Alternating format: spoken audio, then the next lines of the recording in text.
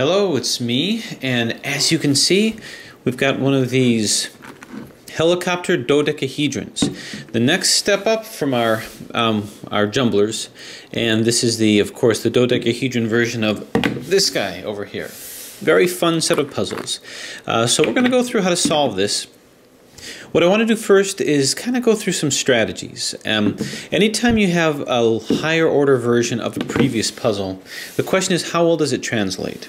Now, as you recall, to those who remember doing the dodecahedrons, the megaminxes, after they solved the 3x3s, you know that it was really fairly similar in terms of the translation, but not completely. Certain things were a little hard to transfer, and unfortunately that's the same thing as with a curvicopter. Some things do translate pretty well, namely the jumbling issues, but some things not so much. So basically, when looking at this, first off, I really like this puzzle. I like the way it looks. It has almost an artistic look to it. It's one of those puzzles where, you know, if someone were to see a 3x3, you know, they could pretty much guess how it moves. But when you look at this, it's almost impossible unless you're really in the know crowd, so to speak, as to how this thing even moves. And when it does move, it's still fascinating, the patterns that it makes. So, like with puzzles of this class, it is a jumbler, so they do jumble. And the thing to keep in mind when solving this is it's a marathon.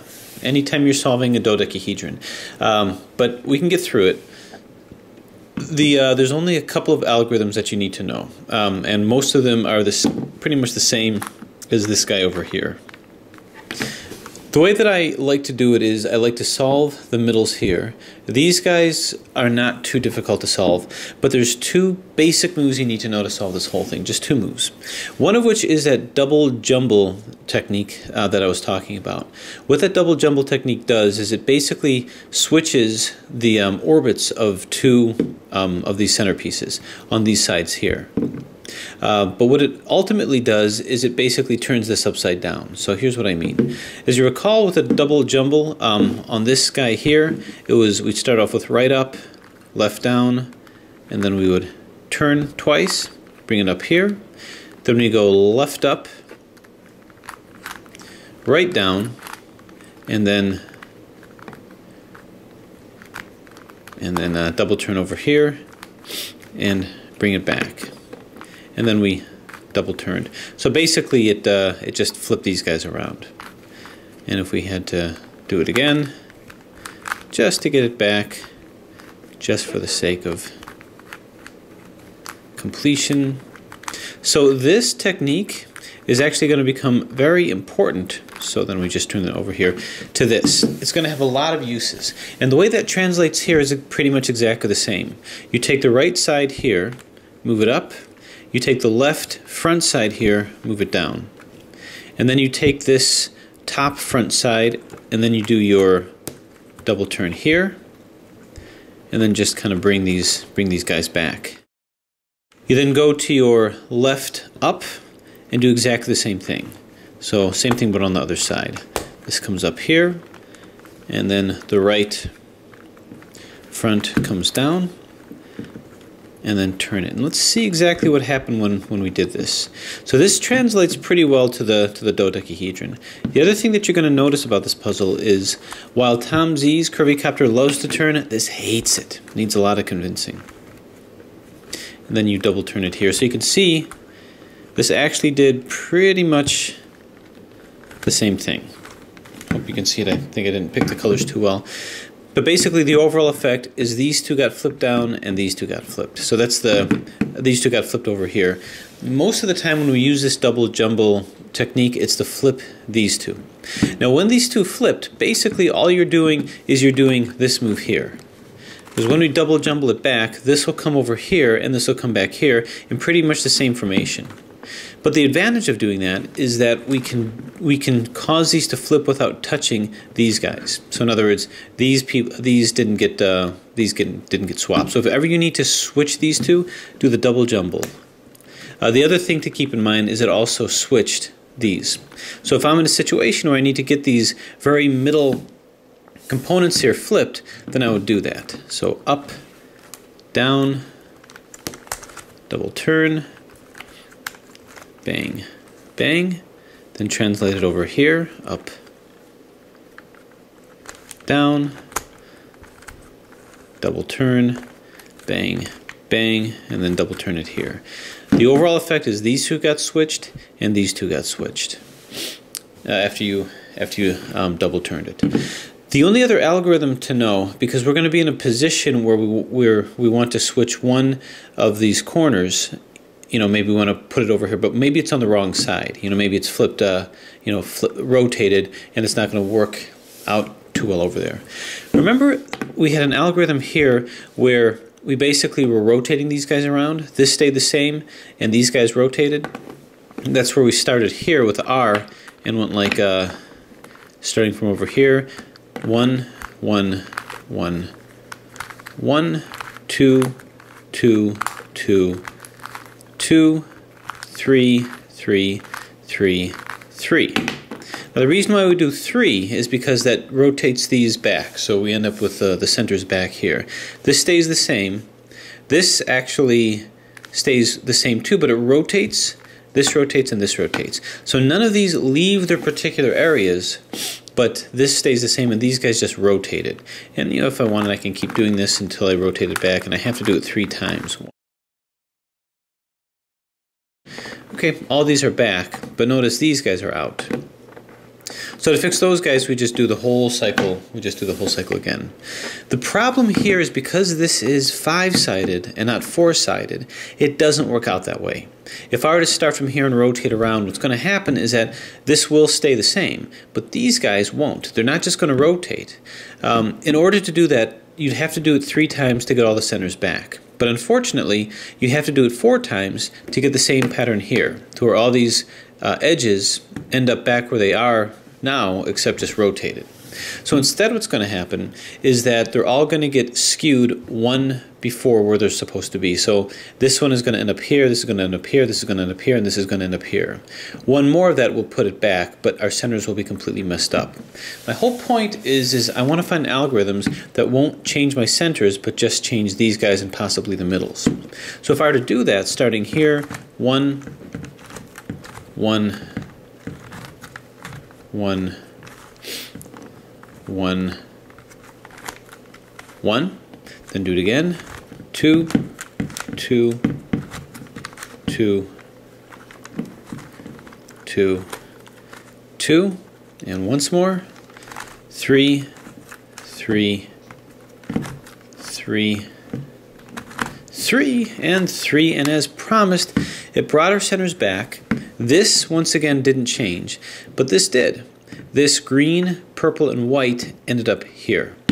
It not only ended up here, but it actually rotated just a little bit as I went counterclockwise. This rotated counterclockwise as well. This went over here, rotating the same way where the green came here, and this one was over here. So I would have to do it once more to get these back, but the centers are going to be screwed up. But that's actually okay. So the algorithm didn't turn out exactly the same as this, but it still is predictable, which means I have a way of moving these corners around without affecting these guys, and that's going to be useful in terms of the solve. Those are the 2 basic moves with this particular puzzle, and these are the moves that we're going to use in order to solve it. Now, the solve itself is pretty similar in terms of structure with a curvy copter. And what I'm going to do is I'm actually going to launch into a fully jumbled scramble in order to show this. Because even if you just wanted to do it in a non-jumbled way, it actually really doesn't matter. I end up doing the double jumble maneuver enough times to where it's going to come out in a sort of semi-jumbled state anyway. And the double jumble is to switch these guys should I need it, possibly switch these guys here. A single jumble is to basically move these guys around. So what I'm going to do is I'm just going to go ahead and scramble it. And as I'm doing that, I like to do a jumble maneuver at least every couple of times. So to do that, I'd move this, say, up over here, this down, turn this here. So I'm basically blasting things out of their orbit. But again, as I'm solving this, it's going to happen anyway, so it doesn't really matter as much. But just to make it kind of more interesting, And then what I will do is I will go ahead and start doing shape-shifting scrambles. So I'm going to get it to a jumbled scramble now. Hocus pocus.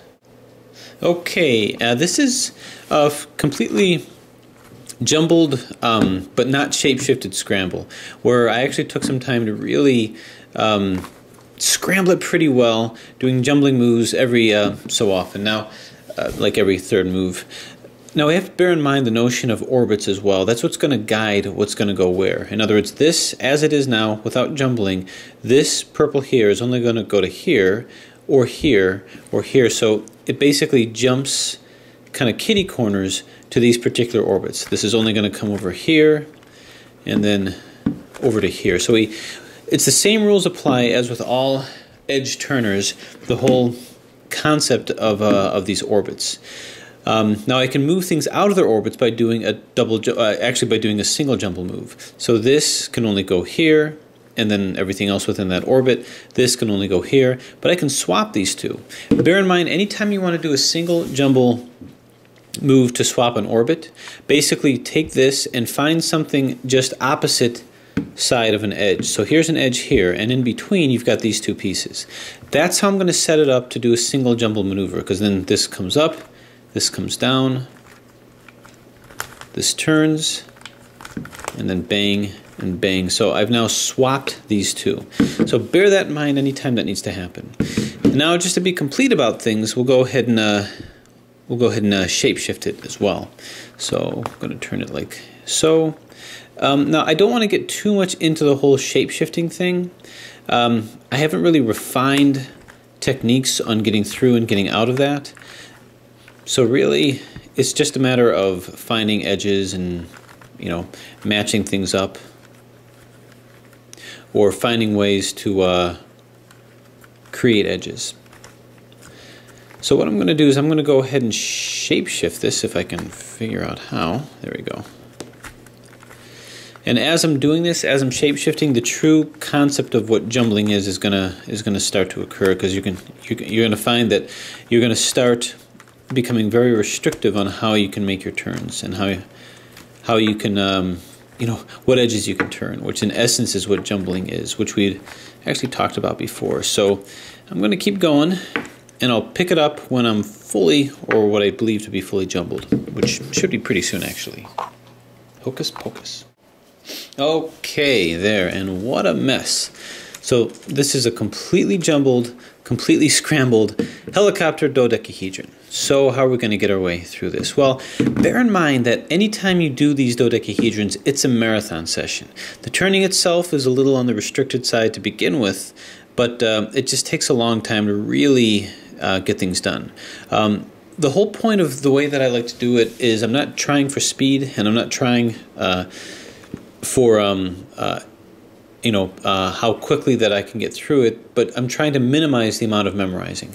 So again, the thing that you want to basically do is I'm trying to create edges out of nowhere. So I'm trying to line up this formation with formations like this.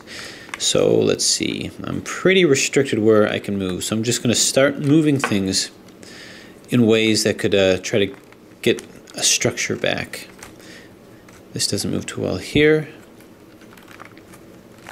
And some of these jumbles, I don't want to do like illegal moves. Like right there, I kind of pushed it through this. I don't know if that was so bright for me to do. This can go here. And that didn't sound healthy. And let's see. I best work on this area here. So what I mean by creating edges, like this kind of creates an edge over here, and then sort of pull it away from the action a little bit.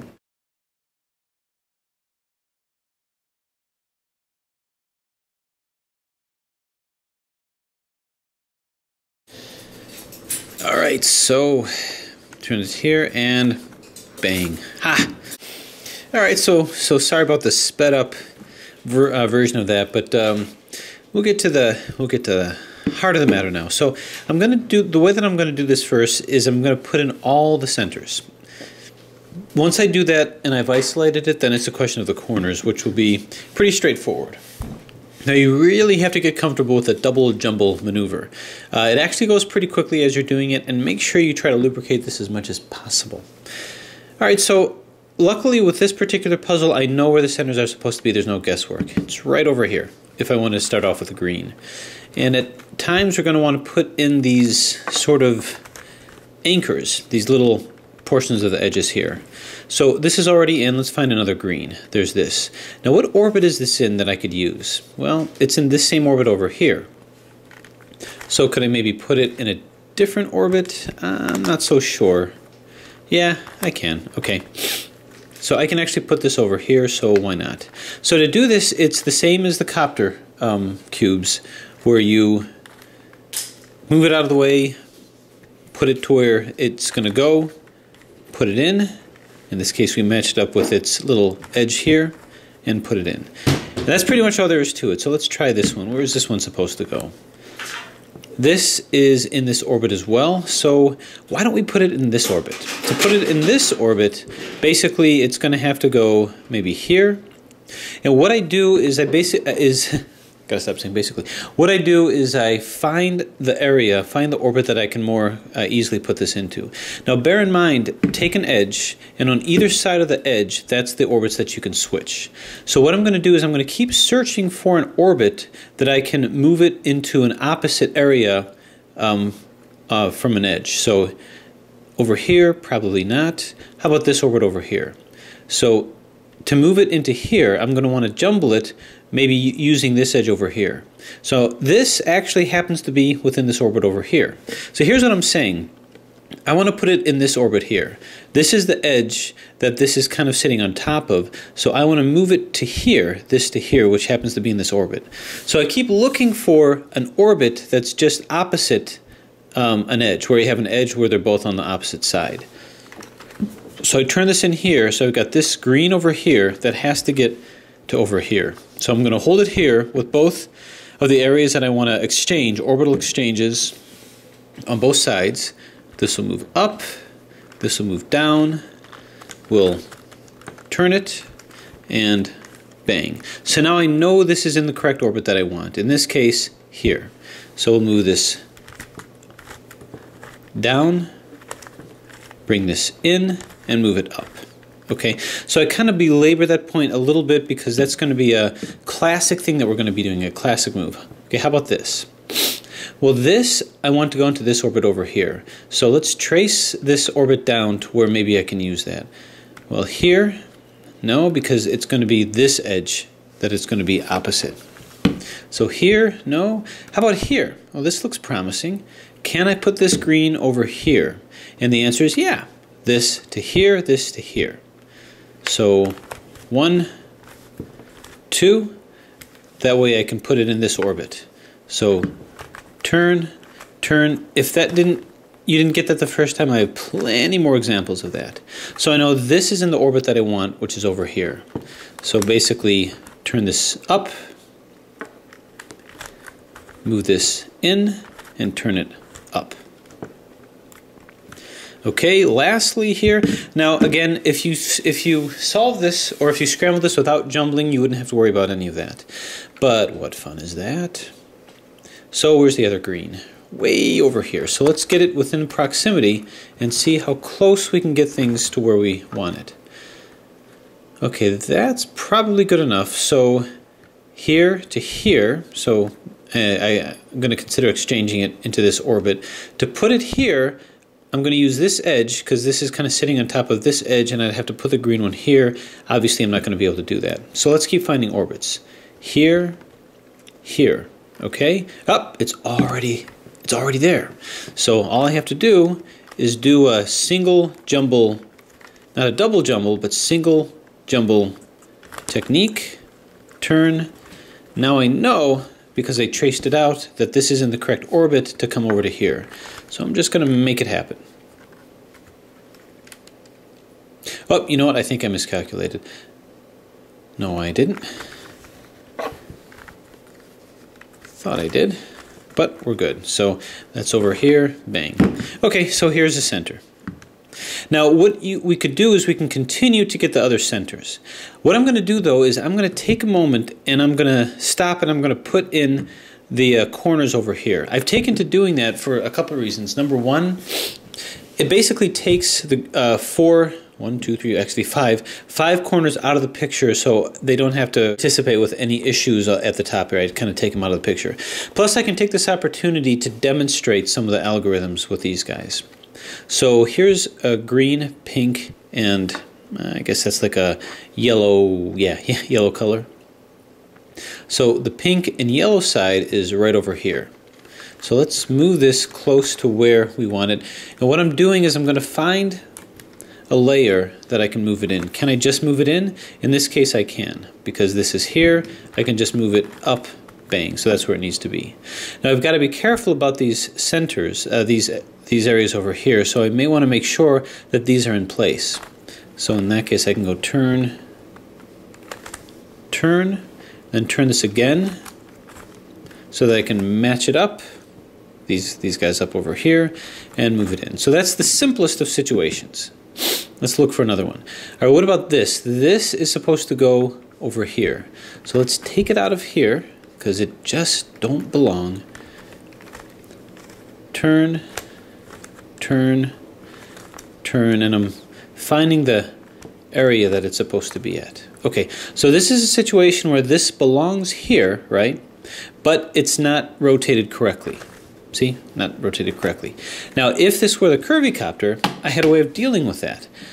I just used this part up here and I rotated it around until it was where it needed to be. And actually, I can do that this time because I don't have any other centers in as of yet. So what I'm going to do is I'm just going to take a trip around the world until this is where it's supposed to be. So we'll go turn, turn, turn, turn, turn. So now it's flipped, and now I could just move it in. But I want to coordinate it with these little center bars. So let's move this out of the way first. Turn this, turn it in so that these guys can coincide. We did this kind of with the circle cubes and the super cubes, and now that's in. Let's keep going with this. I'm looking for the purple and white, which is right over here. So let's just move this around until we can get it to this circle layer here to see if we can move it in. Can we? Nope. Same issue. So I'm just going to rotate it around, turn, turn, turn, turn, and turn. So we're good. If it didn't hit it the first time, you can try it a second time. Okay, yeah, you can see that. So turn it in. This one just happened to coincide with these. So where's another green? Right over here. Green, pink, and white, which is right over here. Could have sworn I did that one already. Here, here, so I'm just wheeling it over until we get to here. Once again, you see it's not rotated right, it's not coordinated right. The green has to be up, so take a trip around the world here. Turn, turn, turn.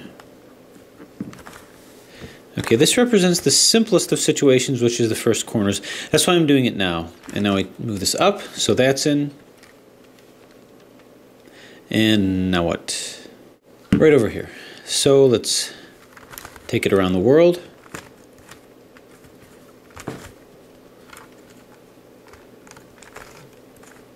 All right, same situation.